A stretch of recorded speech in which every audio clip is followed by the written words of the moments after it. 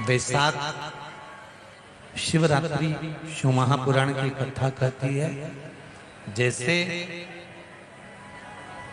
शरीर की कोई भी इंद्री में जैसे हाथ हो, कई कई माताओं के या पुरुष लोगों के, कई लोगों के, ये नहीं है कि तुम्हारे हाथ केवल तुम बूढ़े होगे तभी कांपते हैं। कई कई बहन बेटियों के, कई कई जवान लोगों के भी हाथ जब सीधा करवाओ तो कांपने लगता है, कंपन करता है। उनको लगता है कि हमको कोई रोग हो गया, कोई बीमारी हो गई। डॉक्टर को भी दिखाते हैं कि ये हमारा हाथ कांपता बहुत है, कंपन बहुत करता है। उसका एक उपाय अग्नि पुराण में से आप निकाल कर सकते हो। जिनके भी हाथ कांपते हो, चाहे वो युवान बेटा बेटी हो, चाहे वो वृद्ध हो, जिनके भी हाथ कांपते हो, हाथ में थोड़ा बहुत कंपन रहता है।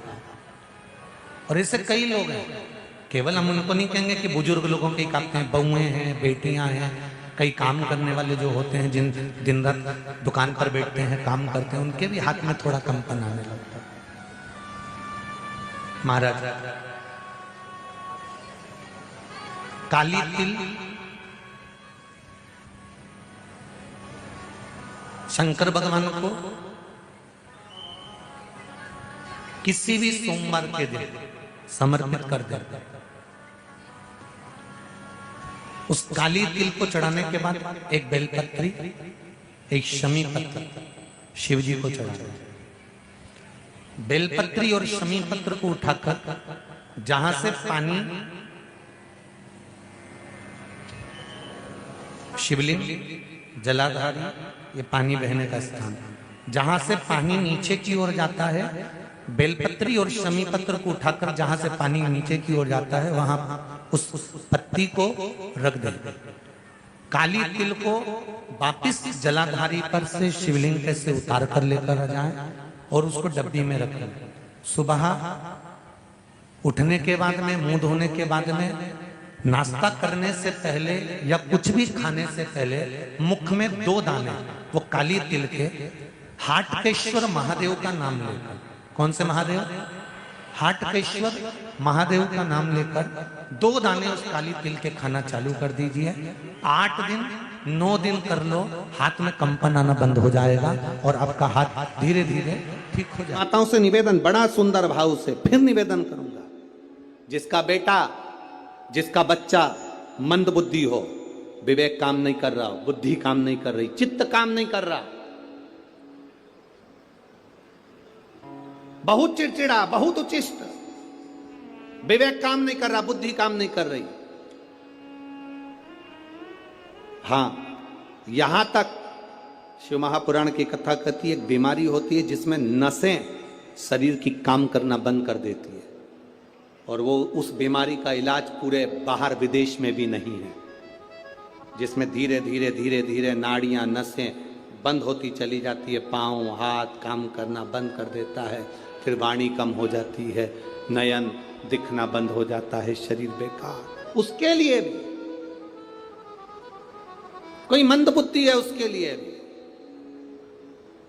शिव महापुराण की कथा कहती है, हफ्ते 2 हफ्ते में कभी सोमवार के दिन, भले मट्टी का बर्तन तुम्हारे घर में नहीं हो, घर में कोरा सा दिया भी हो, कोरा दिया, दिया कोरा मतलब उसमें दीप ना लगा हो, मट्टी का नया दिया, उसमें अगर आपने थोड़ा पानी भरकर रख भी दिया और उसमें गलते गलते वो पानी ज़्यादा नहीं भी बचा, 2 बूंद भी बचा है, और वो 2 बूंद भी अशोक सुंदरी वाली जगह पर चढ़ा है, और वही पानी जिसकी विवेक, जिसकी बुद्धि, जो मंद बुद्धि कहा जाता है, उसको अगर बेलपत्री के साथ में वो जल की 2 बूंद भी उसको दी जाए तो वो विवेकवान बनता चले जाता, उसकी बुद्धि काम करना प्रारंभ। कितना भी मंद बुद्धि हो, पड़ा रहता हो, पड़ा है, मुंह से राल बह रही है, वो बोल नहीं पा रहा, शरीर विग्रह बेकार बिल्कुल, उसके लिए भी ये कार्य करता। शिव पर चढ़ा हुआ मट्टी के पात्र का जल सुख प्रदान करता है। बैसाख के महीने में पीपल के वृक्ष के नीचे, बेलपत्री के वृक्ष के नीचे, तुलसी के पौधे के नीचे, आंवले के नीचे, बट वृक्ष के नीचे, शमी वृक्ष के नीचे जल चढ़ाने का महत्व हमारे यहाँ बैसाख शिवरात्रि शिव महापुराण में मिलता है।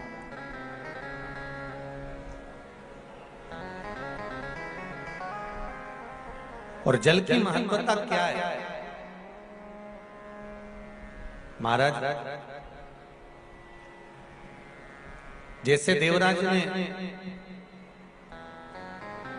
भगवान शंकर के मंदिर में पहुंचकर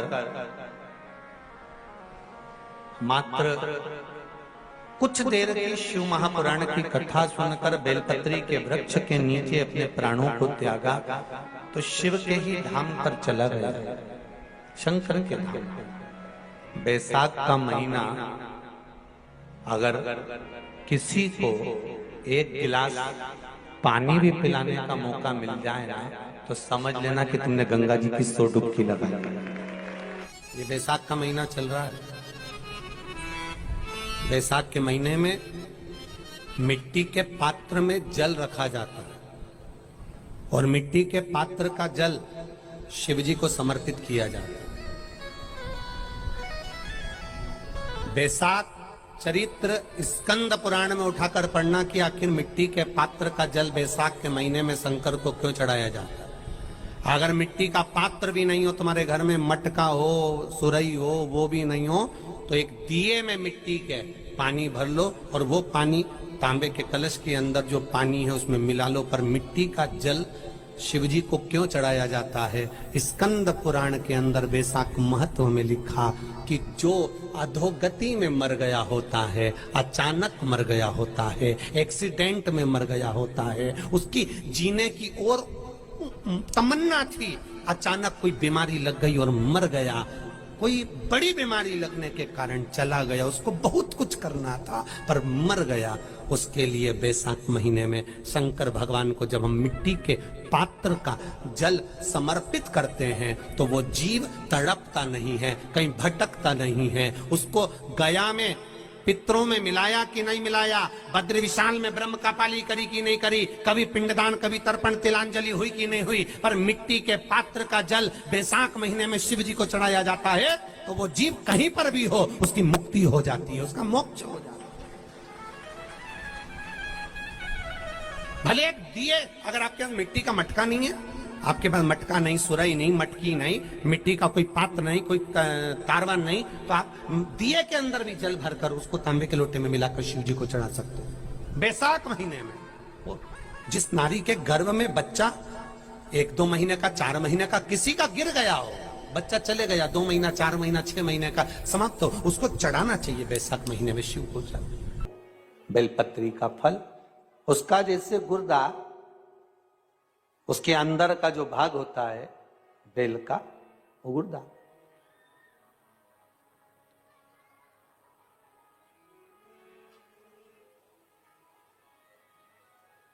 उसको अग्नि में जलाकर उसकी भस्म तैयार कर कर छान कर जब जब आपके यहां विद्वान ब्राह्मण शिव जी का अभिषेक कराते हैं, पूजन कराते हैं, तो उसमें लिखते हैं पूजन के साहित्य में बेलपत्री, धतूरा, दुर्वा, ये उसमें नीचे लिखेंगे भस्म।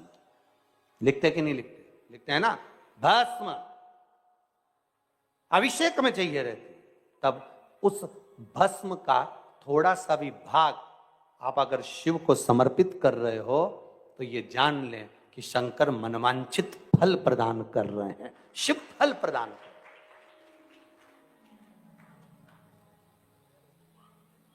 महाराज,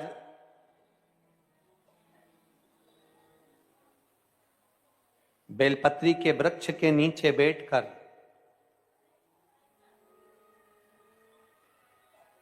हाथ में एक बेलपत्र का पत्ता रखकर आप पंचाक्षर मंत्र नमः शिवाय, ओम नमः शिवाय या श्री शिवाय नमस्तुभ्यम या महामृत्युंजय मंत्र का स्मरण कर रहे हो, पर डंडी का भाग अपनी ओर, बेलपत्र की बीच वाली पत्ती का भाग बीच वाली उंगली की ओर रखकर अगर आप स्मरण कर रहे हैं और अपनी कामना कर कर बेलपत्री के वृक्ष के नीचे बैठकर उस पत्ते को सम्मुख रखकर बाबा से विनय कर कर एकांत में उस बेलपत्री के वृक्ष की छांव में, बेलपत्री के वृक्ष की छांव आप कामना कर कर उस पत्ते को शंकर भगवान के ऊपर समर्पित कर रहे हैं, तो ये जान कर रखें कि पार्वती और शिव का मिलन करवा रहे हैं और अपनी मनवांछित फल कामना पूर्ण करवा रहे हैं।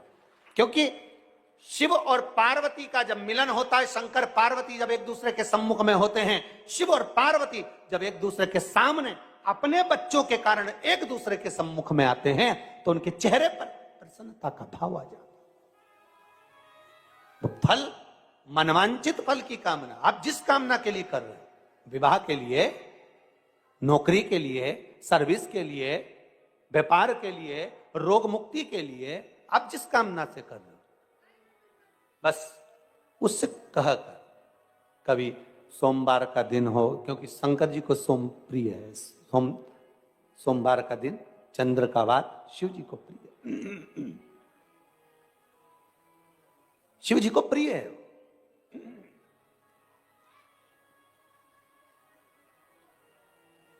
किसी ने पूछा, गुरुजी शिव जी की प्रियता चंद्र में? हां, क्योंकि चंद्र शीतल है, शंकर भगवान के कंठ पर विष है, शीतलता का भाव अच्छा लगता है। शंकर भगवान को इसलिए कहते भोले, भोले को भोला पसंद है। आप जितने भोले रहेंगे, दुनिया के लोग भले आपको मूर्ख कहें, पगला कहें, भोला कहें, पर आप शंकर के प्रिय हो। ज्यादा हमें चतुर नहीं बनना। क्या करें चतुर बन के? बिलपत्री के वृक्ष में जो बेल लगा हुआ है, जो फल लगा हुआ है, उस फल की मुझे महत्वता श्रवण करती है। लिंग पुराण कहती है, महाराज जो बच्चा हकलाता हो, अर्थात बोलते बोलते अटक जाता हो या वाणी हकला रही हो, तो शास्त्र कहता है कि बेल का जो फल होता है, उस बेल के फल को धीरे से फोड़कर ऊपर से चक्कू से उसको साफ कर कर अंदर से पूरे उसका जो गुर्दा है बेल के फल का, उसको निकालना है। और उस बेल के फल का जो गुर्दा है उसको निकाल कर वो खाली कर लीजिए बेल का। महाराज सोमवार के सोमवार 5 सोमवार उसमें पानी भरकर भगवान शंकर को समर्पित करिए। एक पात्र, शिवलिंग में से जो जल नीचे गिरे उसके उधर पात्र को लगा लीजिए। महाराज समर्पित कर कर जल को झेल कर ले आइए।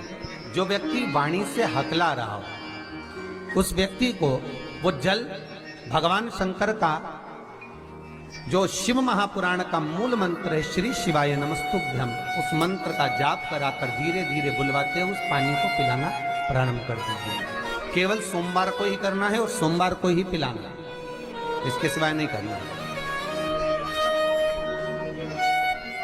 महाराज जैसे मंत्र बोलते जाए, श्री शिवाय नमस्तुभ्यम बोलते जाए और धीरे धीरे उसको पानी पिलाते जाए, श्री शिवाय नमस्तुभ्यम बोलते जाए और पानी पिलाते जाए।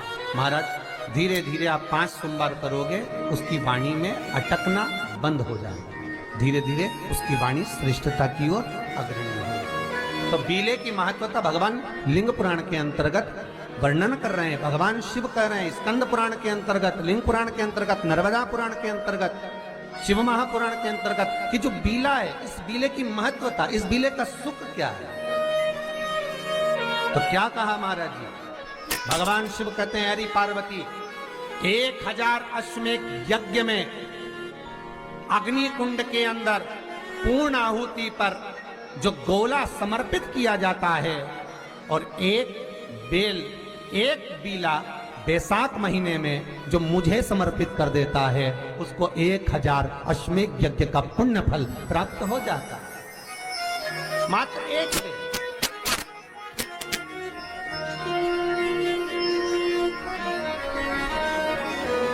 बहुत अच्छे से समझना महाराज, फिर समझ लीजिए। केवल सारे शिवलिंग में एक नर्मदेश्वर महादेव ऐसे होते हैं जिन पर कुछ भी चढ़ाओगे तुम खा सकते हो। भगवान को अगर भोग लगाया तो तुमने खा लिया। भगवान के शिवलिंग को अगर कोई वस्तु टच हो गई तो तुम पा सकते हो। मिठाई हो, चूरमा हो, लड्डू हो, पेड़ा हो, गुलाब जामुन हो, इमरती, भजिया, पकौड़ा, फल फ्रूट जो भी होगा वो पा सकते हो। पर नर्मदेश्वर शिवलिंग को छोड़कर शिव महापुराण के अंतर्गत विद्धेश्वर संहिता में लिखा हुआ है कि बाकी के जितने शिवलिंग होंगे उसको अगर कोई वस्तु टच हो गई तो वो खाने के लायक नहीं रहती, वो सांसारिक मनुष्य नहीं खा सकता। शंकर के मंदिर का प्रसाद संसार का मनुष्य उसको ग्रहण नहीं कर सकता। उसको केवल बैरागी, त्यागी, जिसने घर छोड़ दिया, परिवार छोड़ दिया, अपने कुटुंब कबीले को छोड़ दिया, केवल वही पा सकता है। ये शिव महापुराण की विद्धेश्वर संहिता कर रही है। साथ के महीने में पीला चंदन को घिसकर थोड़ा सा उसमें गुलाब की पत्ती का रस डाला या गुलाब का इत्र डाला या गुलाब जल डाला, घिसने के बाद वही चंदन बेलपत्री के वृक्ष के नीचे त्रिपुंड लगाने पर उसी त्रिपुंड की उंगलियां शंकर भगवान की शिवलिंग पर लगाने, उसी उंगलियों को लाकर जो दमे का मरीज होता है, जिसको थोड़ा चलने पर सांस फूल जाती हो, दम भर जाता हो, श्वास बहुत ऊंची नीची होती हो, दम भरा रहा हो, दम ऊपर नीचे हो रहा हो, तो उसके हृदय पक्ष स्थल पर लगा देने पर और एक कंठ के भाग में लगा देने पर, महाराज यही बैसाख के महीने में कर देने पर उसको फिर धीरे धीरे दम भरना बंद हो जाती है। श्वास का मरीज धीरे धीरे ठीक होने लगता है। ये दम के मरीज के लिए शंभु आप जब करोगे स्वयं स्वतः के लिए तो वो सुख आएगा। एक बात कहे तो जरा अच्छे से सुनना। बेटा अगर गलत मार्ग पर जा रहा है, बेटी अगर गलत मार्ग पर जा रही है, बच्चे अगर गलत मार्ग पर जा रहे हैं, घर का कोई सदस्य कहीं मदिरापान में, कहीं वेश्यावृत्ति में, कहीं जुए में, कहीं मांसाहार में, कहीं डब्बा में, कहीं आदि गलत मार्ग पर पड़ रहा है, जुआ खेलने बैठा है, पत्ते खेलने बैठा है, कुछ गलत काम करने बैठ रहा है, और तुमको थोड़ी सी भी भनक लग जाए, थोड़ी सी भी भनक लग जाए कि ये व्यक्ति गलत मार्ग पर जा रहा है, समझना।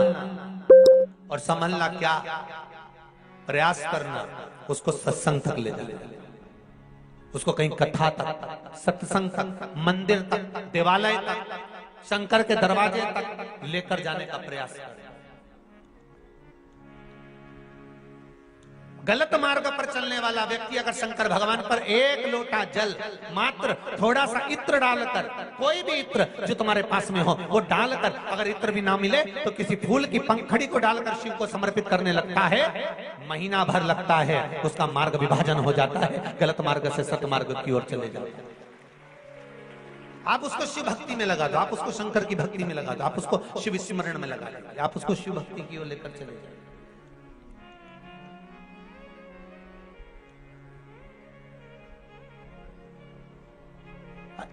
जितने प्रयोग बताए जाते हैं, जितने यहाँ से उपाय बताए जाते हैं, ये उपाय, ये प्रयोग, ये सारे जो प्रयोग हैं, उपाय हैं, ये ध्यान देना, ये दूसरों से कराने के नहीं, अपन को खुद को करना पड़ते हैं। जो गलत मार्ग पर चल रहा है तो वो खुद करे। रोज शंकर के मंदिर में प्रतिदिन जाने वाले को और एक और चीज अपने स्मरण में रहे, अगर शिव के मंदिर नहीं जा सकते तो अपने घर में जो शिवलिंग है उस पर जल चढ़ाओ। और यदि आप अपने शंकर के घर में शिवलिंग पर भी जल नहीं चढ़ा पा रहे हो तो किसी बेलपत्री का वृक्ष हो, उस वृक्ष के नीचे भी जल चढ़ाओ। और कभी मौका मिल जाए कभी भगवान शंकर की बड़ी करुणा हो जाए, भगवान शंकर की बड़ी उदारता हो जाए, भगवान शंकर की बड़ी कृपा हो जाए, बड़ी कृपा हो जाए। भगवान शंकर जिस दिन तुम्हारे ऊपर बड़ी कृपा कर दे, किसी सोमवार को 3 नियम बना लो। जिस दिन मेरा भोले बाबा तुम पर कृपा कर दे, उस दिन सोमवार का एक नियम बनाओ कि महीने का एक सोमवार मुझे ऐसा करना है, 3 नियम धारण करना है महीने के सोमवार को। पहला, सवेरे जाकर शंकर भगवान को 1 लोटा जल चढ़ाना है। दूसरा, दोपहर के समय पर जाकर मुझे बेलपत्री के वृक्ष के नीचे एक चावल का दाना रखकर बेलपत्री की 7, 11, 21, 108, 51 जितनी परिक्रमा आप लगा सकते हो वो लगाना है। और तीसरा, बेलपत्री के वृक्ष के नीचे और शंकर के मंदिर के दरवाजे पर मुझे एक घी का दीपक लगाना है। बस ये 3 नियम जिसने महीने में एक बार ले लिया, समझ लो उसको पीछे हटने की जरूरत ही नहीं, वो आगे ही बढ़े। महीने के किसी एक सोमवार का ऐसा नियम बना लो कि मुझे 3 नियम धारण करना है महीने के किसी भी एक सोमवार को। हम ये नहीं कहेंगे कि तुम सोमवार 5 पढ़ रहे हैं तो 5 को करो, 4 पढ़ रहे हैं तो 4 को करो, 3 पढ़ रहे हैं तो 3 को करो।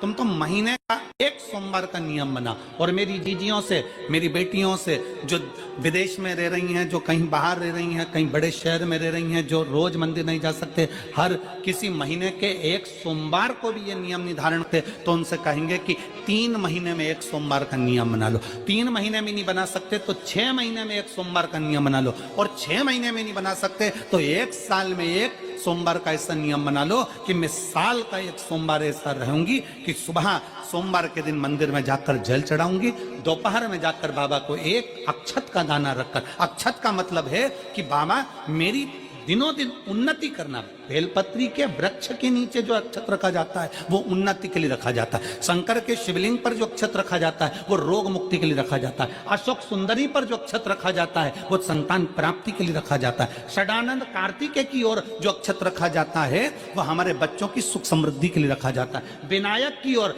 गणेश जी की ओर जो अक्षत रखा जाता है वो हमारे घर में कोई मंगल कार्य आ जाए उसके लिए रखा जाता है। और जो पीठिका होती है जिसपे शिवलिंग रखा होता है, पार्वती जी का हस्तकमल, उस पर अक्षत रखा जाता है तो नारी के अखंड सौभाग्य के लिए रखा जाता है। अक्षत रखने का भी तरीका है।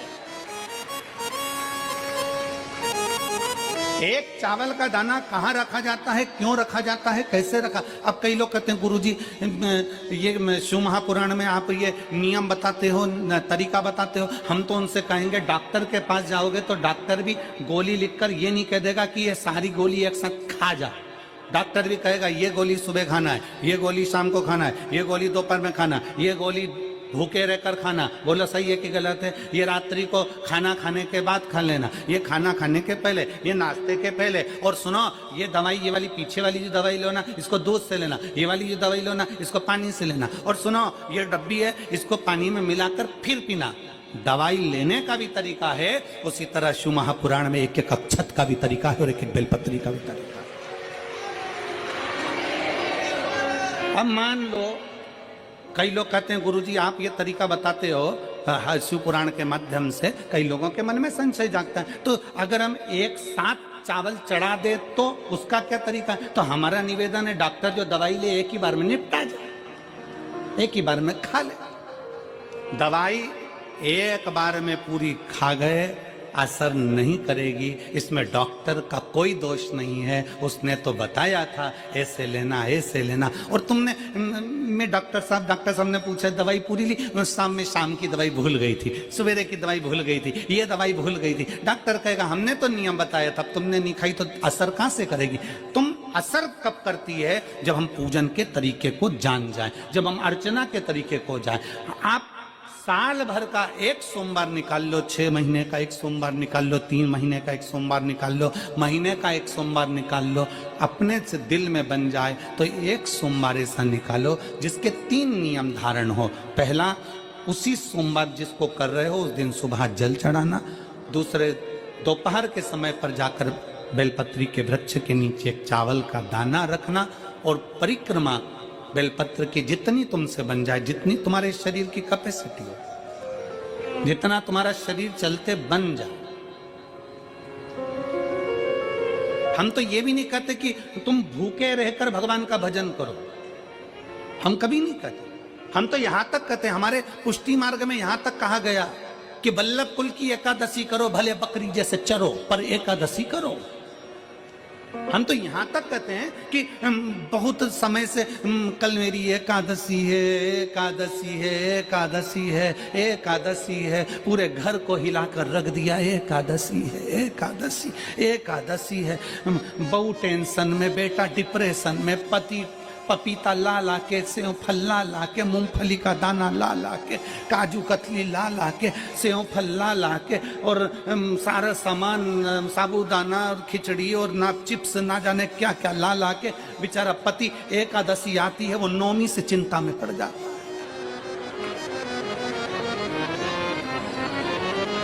हम तो ये भी नहीं कहते कि तुम व्रत बहुत भारी करो, तुम व्रत उपास भी बहुत बहुत टेंशन वाला करो, ना ना ना।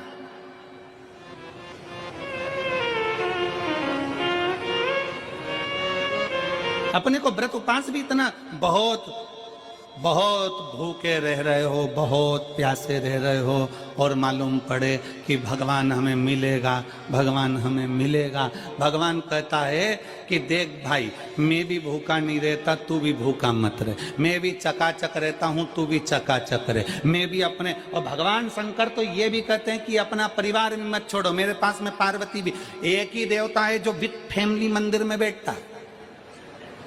शंकर जी हैं तो पार्वती जी है, तो गणेश जी हैं, तो कार्तिकेय जी हैं, तो नंदी है, सब मंदिर के अंदर चाहिए। शंकर भगवान अपने पूरे परिवार के साथ। शंकर जी तो ये कहते हैं अकेले तुम क्यों रहते हो। शिव जी की एक बात अपने ध्यान में रखना, कितनी सुंदर बात है शंकर भगवान की, बहुत ध्यान में रखिएगा। आप जौहरी नहीं हो, हीरे को नहीं परख सकते। हम भी जौहरी नहीं है, हम हीरा को नहीं समझ सकते। पर भगवान शंकर ने पृथ्वी पर जिसको जन्म दिया उसको जौहरी बनाकर पैदा किया है, उसको जौहरी बनाकर भेजा है कि आप भले हीरा को न समझो चलेगा, पर अपने नजदीक में कोई दुखी है तो उसकी पीड़ा को जरूर समझना। भगवान शंकर कहते हैं उसकी पीड़ा का स्मरण रखना।